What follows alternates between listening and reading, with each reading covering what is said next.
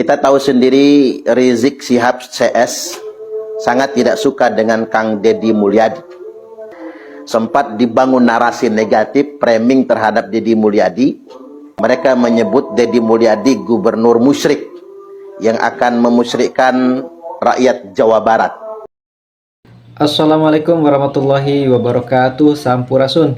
Berjumpa lagi bersama Senja 17 Channel.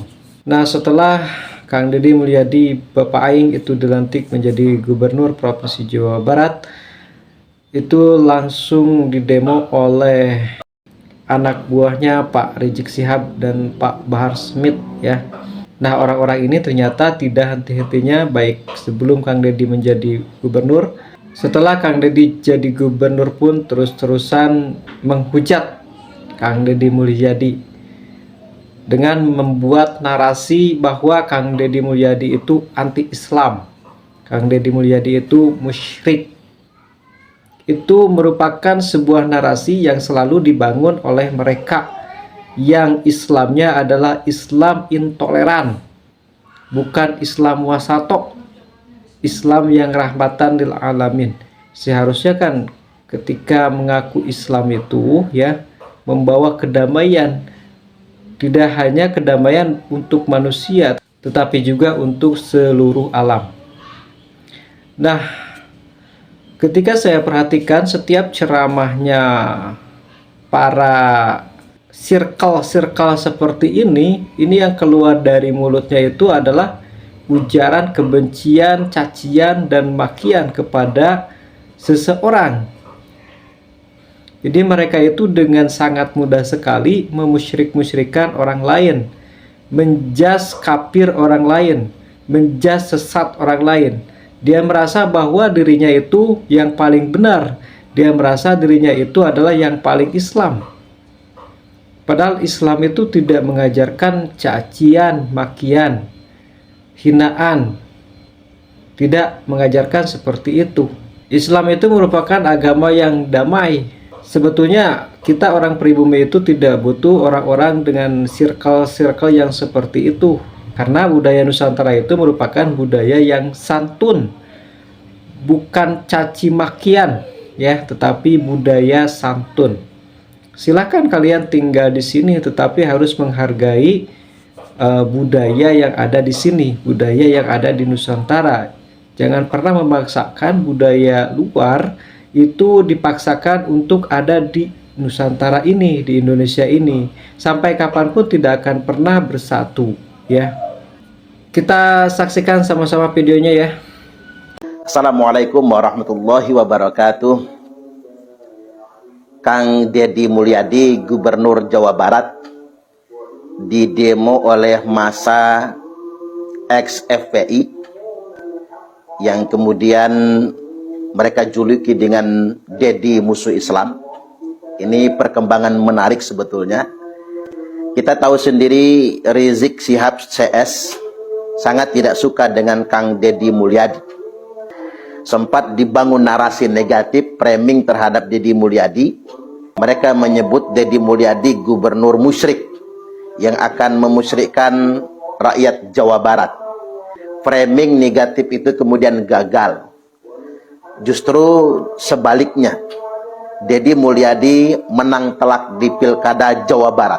Artinya memang sebagian besar atau mayoritas rakyat Jawa Barat sangat senang dengan figur Deddy Mulyadi. Framing dari kelompok-kelompok yang merasa paling Islami merujuk kepada kelompok ex-Front Pembela Islam, HTI dan lain-lain, terbukti gagal, tidak berhasil. Justru sebaliknya, citra Deddy Mulyadi semakin meningkat, semakin baik.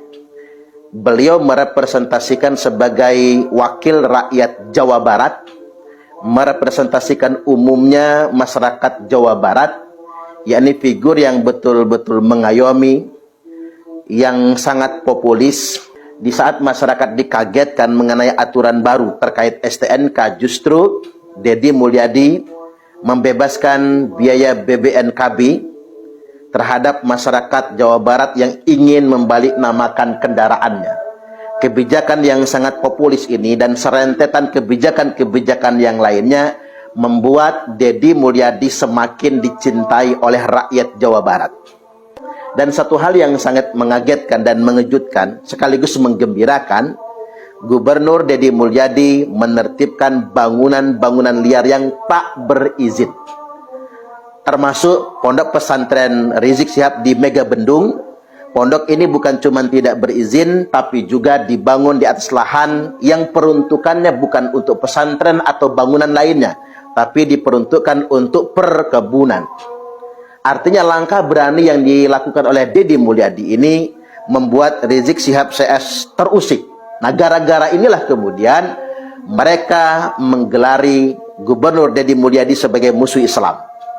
Ini kan lucu. Mengapa kemudian orang-orang ini gampang betul mengatasnamakan Islam dan gampang betul menuduh orang lain sebagai musuh Islam? Saya sebagai umat muslim, sebagai bagian dari Islam, tidak merasa demikian. Jadi kita ini harus mengantisipasi adanya sekelompok orang yang gampang betul mengeksploitasi Islam. Mereka gampang sekali mengatasnamakan Islam, membela Islam dan lain sebagainya, tapi demi kepentingan kelompok mereka, bahkan demi kepentingan politik kelompok tertentu. Yang ini harus kita antisipasi. Sederhana saja sebetulnya. Ketika Rizik Syihab diberi gelar imam besar umat Islam yang mana yang menjadikan dia sebagai imam besar?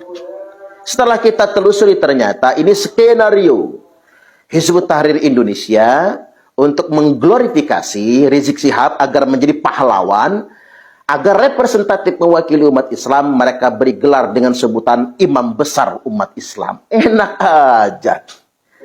Konsep imam besar ini kan sama dengan konsep imamah di kaum Syiah sebetulnya. Atau ini menjadi misi dari Hizbut Tahrir Indonesia sebagai tahapan mereka yang katanya dalam tanda kutip ingin menciptakan atau ingin mendirikan khilafah Islamiyah. Nah, tahapannya sebelum mendirikan khilafah Islamiyah dengan mengangkat seorang khalifah, maka mereka angkat dulu imamatul uzmah atau imam besar, imamul a'zam, imam jumbo lah istilahnya. Nah, lantas kemudian Rizik dan anak buahnya kegirangan ketika diangkat kemudian sebagai imam besar umat Islam. Padahal sebetulnya mengangkat diri sebagai imam dari kelompoknya sendiri itu merupakan sebuah perbuatan maksiat. Dan itu melanggar syariat Islam. Karena yang namanya mengangkat imam besar itu harus mewakili dan merepresentasikan semua umat Islam yang ada di muka bumi ini. Sepertinya Indonesia itu akan aman, damai, sentosa, sejahtera ya kalau tidak ada orang-orang seperti itu yang selalu membuat kerusuhan, yang selalu mencaci dan memaki. Mereka itu selalu mengatasnamakan Islam. Padahal apa yang mereka perbuat itu jauh sekali dengan ajaran agama Islam. Nah, alangkah baiknya ya orang-orang seperti ini pergi ke negaranya, ke Yaman ya. Itu kan katanya di sana sangat sejahtera. Kenapa mau di Indonesia?